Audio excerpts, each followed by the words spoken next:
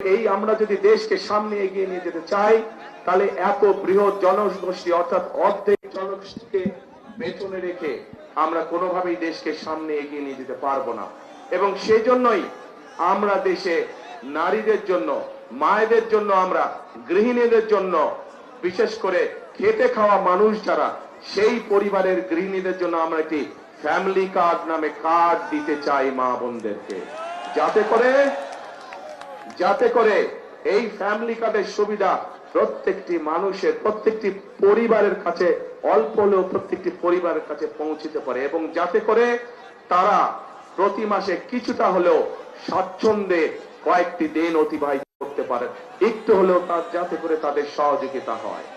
ঠিক একইভাবে একটু আগে আমি ময়মনসিংহের মৎস্য চাষীদের কথা বলেছি।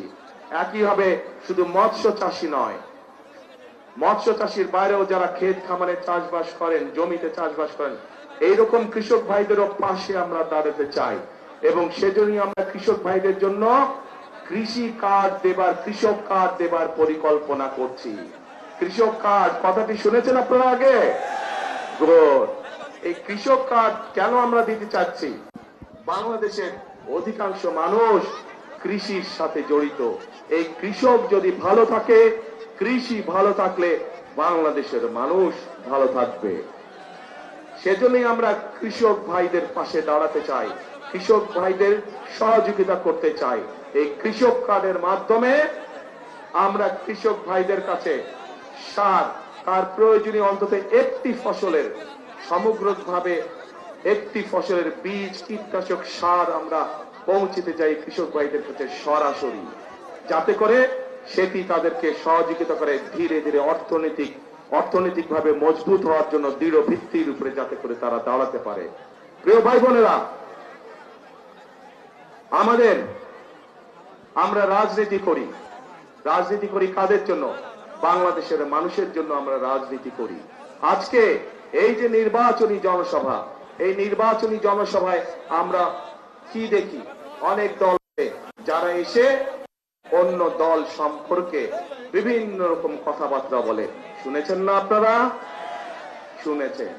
আজকে যদি আমি এখানে দাঁড়িয়ে আপনাদের সামনে অন্য দল সম্পর্কে অন্যরকম কথা বলি, তাদের গীবত গাই, তাদের সম্পর্কে সমালোচনা করি, তাতে কি জনগণের কোনো লাভ হবে?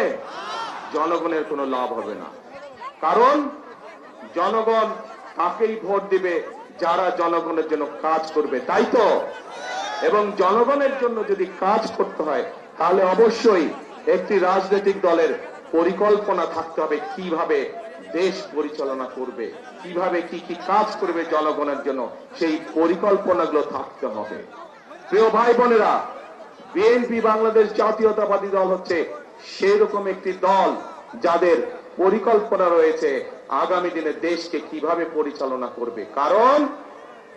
কারণ এই দলটিরই অতীত অভিজ্ঞতা রয়েছে কিভাবে দেশে খাদ্য উৎপাদন দ্বিগুণ করতে হয়। কারণ বিএনপি নামক দলটিরই অভিজ্ঞতা রয়েছে কিভাবে জেলায় জেলায়, উপজেলায়, গ্রাম পর্যায়ে, ইউনিয়নে রাস্তাঘাট নির্মাণ করতে হয়। কারণ বিএনপি নামক দলটিরই অভিজ্ঞতা রয়েছে কিভাবে শিক্ষার আলো এদেশের সন্তানদের কাছে পৌঁছে দিতে হয়। কারণ বিএনপি নামক দলটিরই অভিজ্ঞতা রয়েছে কিভাবে বাংলাদেশের মানুষকে নিরাপদ রাখতে হয়, আইন শৃঙ্খলা পরিস্থিতিকে কঠোর হাতে নিয়ন্ত্রণ করতে হয়।